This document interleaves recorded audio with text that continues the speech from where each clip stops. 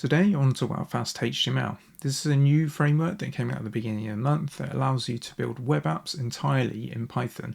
So you don't dip into the HTML of it at all, you write everything in Python itself.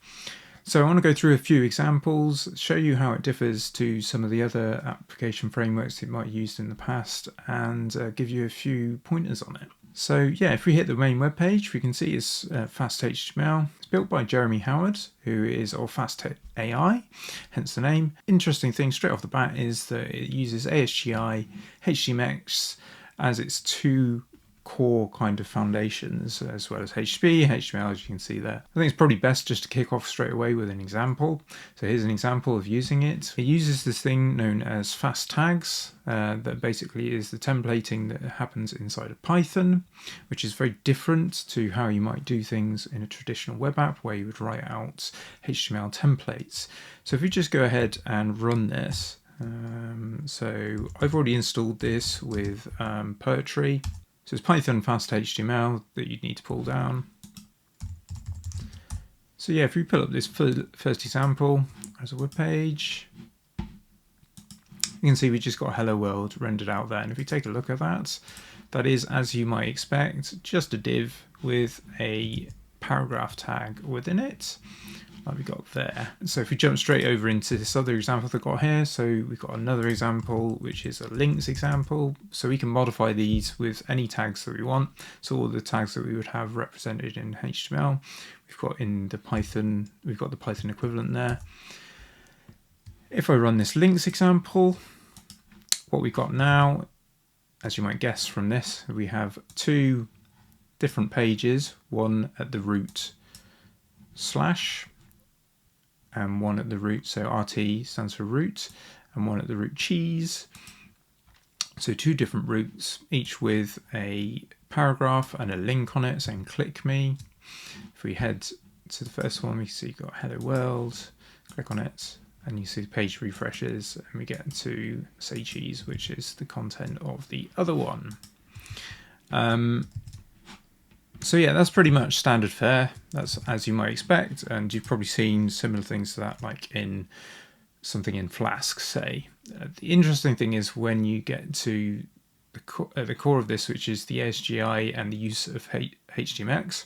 So HTMX is by default in there. So if we look at this web page and dig into the head there, you can see we've got a few things. We've got HTMX. Got Surreal.js, which I don't know what that is. We've also got the Pico CSS framework. So you can see by default these are styled slightly. They don't have kind of like the default styles that the browser would normally give us. So what I'm going to do is, you can see that this page refreshes as I go in, and then typically in a reactive app you wouldn't want that to happen. You want it just to replace the part of the page that you're changing, which in this case is just a paragraph. So here I am going to open up another example, which is where we've got this changed. So we can see here we are using the HX get and HX target attributes on the ahref, so on the anchor element. And what this is allowing us to do is replace the content of the page with what is coming, the content of the div, I should say, because we're targeting the div here, with what's in the other link. So when we fire that up, so if I replace that with the reactive one, then we get hello world. I'm going to click, you can see hello cheese. So it's switching between these. It is not now re-rendering the page, which is great. Allows us to do the sort of reactive things that you might have traditionally associated with having an additional JavaScript framework and then having to write all the HTML around that. So where this differing at the moment is very much like in the template creation, that's very different to how you would normally do things in a traditional web app flow. The final example I've got here, which is somewhat more complicated than the others, is using a database. So what we've got here is a basic kind of commenting system that I've built.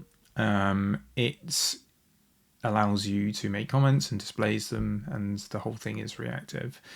You can see that we've done this in like 42 lines of code, including all the kind of indentation with rough. And we got some really nice helper methods here that I found out as I was doing this. First of all, this one here, which is similar to the other. So you can see in the first example that we had this app and root helper method that uses fast app to get hold of the root and app methods. You can see there's actually a couple of other arguments you can get from that. So in here we are using what is the database, a collection, and a data class. The FastHTML will define for us if we supply the arguments. So what we've got is a comments database and a comment class. I haven't even defined the structure of that, but if I supply these other arguments here, you can see that we were saying that we want it to have an ID, a comment, a user, a created at strings. We also have this render method, which is saying how it should display those things. So here is the render method, which is literally a list item with an anchor in it to each of the elements. That actually doesn't link anywhere, so that's not particularly useful. And then the main root here is just displaying everything. So we have this form. The form has a text area, input button, and again we're using the HTMX elements. So what I'll do is actually just fire that up so you can see what's going on.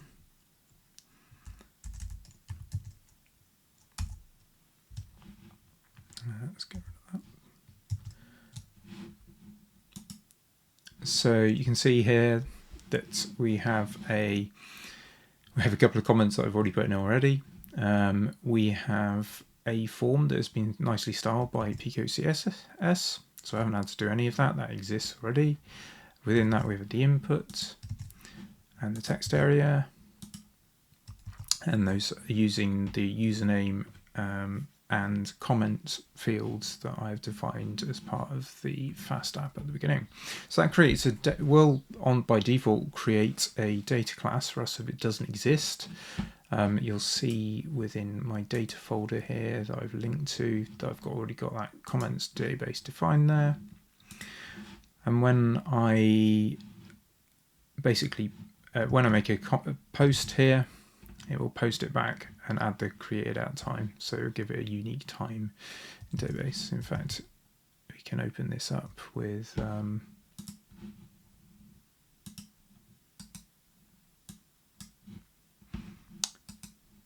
so if I open that with DB browser, should go to browser data, and you see you've got those two comments in there already.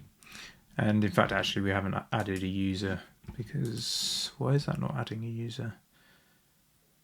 Username, name, user. Oh, there you go. Okay, so they're not using the right field.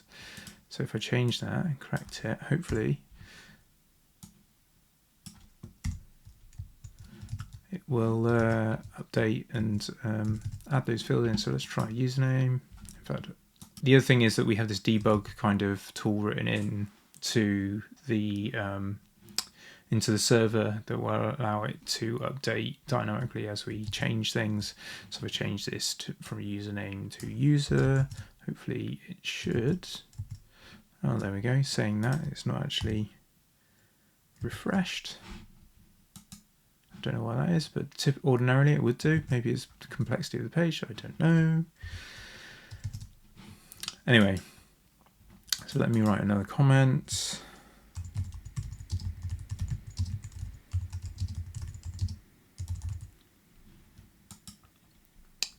So these videos aren't very good. So we haven't got a created at time there. Let's get rid of that. Let's go back into the database and have a look and see if that's added. And you can see it's added, and in fact the username's popped up there as well. So we've corrected that bug that I'd put in there already. So the other thing we could do here is adding a link to comments. could try adding the comment created here. One thing about defining it with like this, as in the data class like this, is that we don't have these kind of like helper methods for the actual comment itself, because it doesn't know about them. It doesn't know that structure. Let's see if that did anything. There we go. Okay, so we are getting the time there as well.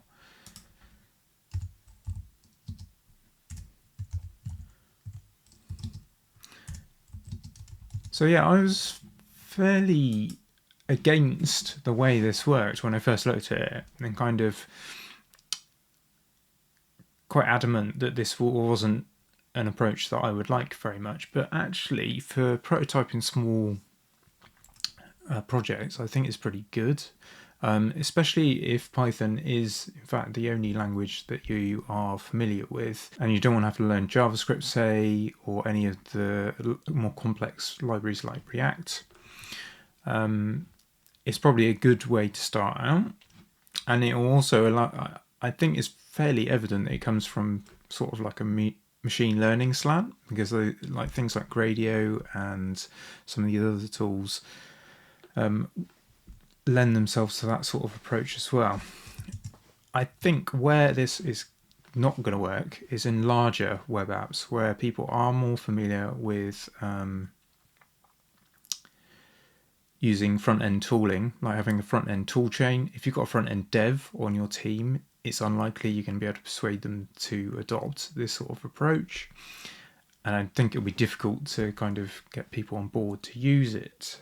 So one of the other tools they've got built around this in order to support kind of converting things to the Python templates that we have, FastTags, they've provided this online tool to be able to paste in a load of HTML, and then you can get back the equivalent Python templates. So if we jump into some of the Pico CSS examples, let's say we take this nav component and we just dump that in our app. So if I do, in fact, actually we need to convert it. So if I paste it in there, we should get a nav component back. You can see that we've got each of the individual links and the tags as we would have had done, representing what we've got in the nav component there. So if I take that and go nav equals what we've just copied, we're already including everything from FastHTML common there. And then if I take that and put it in this div, we should hopefully see that appear. And if I jump over to the 5001 again, didn't have it open. You can see that we've got that at the top there. So Acme Corp. Let's try changing Ian's Corp. It's actually going to dynamically reload. Ian's Corp. Still not reloading that, which is strange. Anyway, but you can see that that template's popped in there, and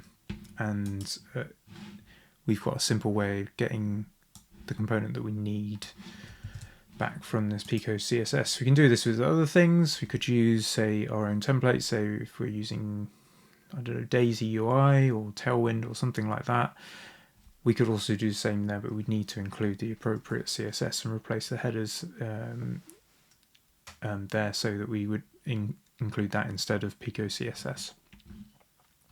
One of the things that I thought was quite interesting is that in the documentation on the About page, it actually points to the fact that this is geared towards people who are new coders.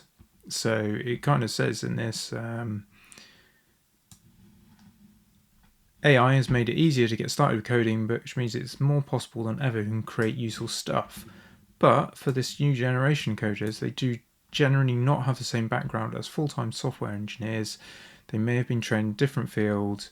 We hope that FastHTML will make it easier for this new generation coders to turn their ideas into reality. So it's pretty much gearing towards those new coders rather than people who are familiar with web development and its entire tool chain, which is what I kind of see from the way this is put together. From the teams I've worked on, I don't think I know a front-end developer in those teams who'd be happy working with something like this. They want to have all the tools that are familiar to them with their own component libraries that exist in language that they already have. They won't want to do a massive refactor in order to bring it over into Python. Obviously, over time, we might get some of those things existing in Python as well. So we might get Daisy UI or component libraries. And in fact, they're asking for people to build those things and get them ready for them so they can use them in FastHTML. So if you wanting to see them, go and check out their GitHub page and get on the case. But yeah, I thought this was a really interesting kind of take on using HTMX and using Starlet, the ASGI server that's behind everything. Does this look like something that you'd use? Let me know in the comments, and I'll speak to you soon in a new video. All right, bye for now. Bye.